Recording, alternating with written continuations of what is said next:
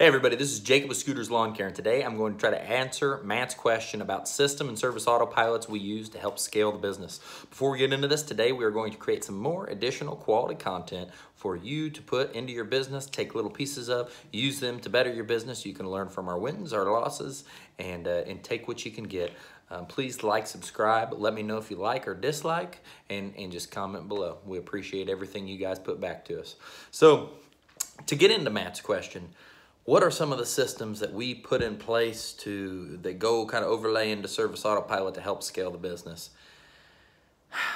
I've got a big problem with talking and I can't have an hour-long video. So I'm going to hit on three. We're going to talk about following up. We're going to talk about estimating and bills. Actually, I lied. I think we're going to cram four in this. Automations is going to be like on top of all of this. And then to-dos. So following up. You need to have a systematic way that you're going to follow up with your customer. So this can be, it's very simple to put into the system once you get your estimate out. You know what, I could have probably put these in a better order, but you know, I'm trying to crank this video out, so here you go. Following up. So anytime you get that estimate out, you want to create to-dos to allow you to follow up with that customer efficiently on a timed basis, however you want to do that. So whether that be you put it out, the next day you do a follow-up call, then you push that to-do back to the next day to follow up again or send an email, and then within a couple days, and then you do the same thing every time, and you automate that by knowing how you treat each one, and it becomes a process that allows you to sell this work, and it can be tweaked. It doesn't have to be any certain way, but it's a process that allows you to follow up and sell this work. A big problem in our industry is people put out estimates and they don't even follow up. We're going to circle back this one on another little detail in a lot of these. So then there's estimating. This is probably the biggest one. You asked about building stuff over the winter. If I had past data of my accounts, I would use all that data, put it in a spreadsheet, break it all down for mowing, for example, and then chemicals as well. Something that is scalable and easy. And I would look at your efficiencies on properties. I would take 3 properties that are similar, one being the hardest and one being the easiest.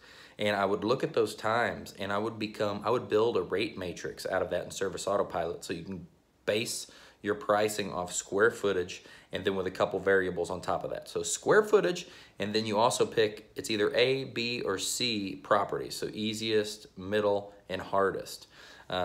Because a lot of times on GPS, depending on your area, you can tell exactly what kind of property it is. A would be flat out and open, nothing harder to trim around except the house. B would be fence, harder to get through, more stuff to trim. C would be there's stuff everywhere. There's a huge hill, whatever the case. And almost all that stuff, you can see it on GPS. And before anybody says you can't do that, there's too many variables, la-di-da-di-da, that is just a story. That is fine. You can tell that story, but it can be done. It is done very successfully. And the other thing that backs you, so you don't have to worry about it, is it gets put in your estimate and your documentation that they sign on that this is a GPS estimate. If this is off due to things unable to be seen on Google Earth, we will recalculate due to with our time and adjust accordingly. It's in your writing. And then the worst thing that happens, they drop you because it's too expensive.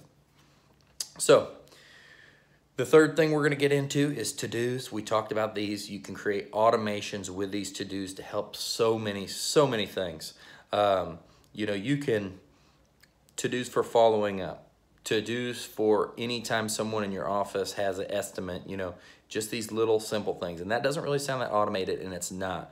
But this is where, and I'm just touching on that, that's where we get into a whole nother thing that unless you see value in it, a lot of people are going to say it's too expensive.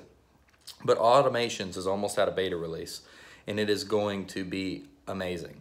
There's going to be, things are going to be happening. You're going to set up systems that things trigger different things to happen automatically. So you could set it up for when a new lead gets changed to a client, they can then in 5 days send them a review after the first service, and then in a week it can do this, and all the stuff's going to happen automatically. Automatic text, automatic everything, automatic follow-up system that you want to build for your office, that once an estimate's sent, it starts automatically populating these to-dos in the time frames you want them to follow up with this estimate. I mean, I can't even explain to you how amazing and how much this is going to help your business. I know right now the price point is going to be at $200 a month for automations, and some people are going to balk on that, but I can make $200 in a day with automations.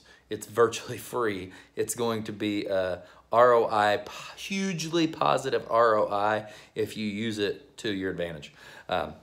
So Matt, I hit on some things. I know this wasn't perfect. We are gonna have to talk on the phone after doing this video. That's just what it is. There's too much to go over. So I hope this helped, and I hope it helps anybody else that maybe you're gonna use Service Autopilot, and some of that stuff you could do in any system, and really try to, those are some of the little things that we did to help scale our business quickly, to make it easier to do. If you're wanting to scale, you need to simplify. Cut out some of the things that are hard and make it stuff that you can accurately do at a higher rate of speed, and there are no bottlenecks to your system.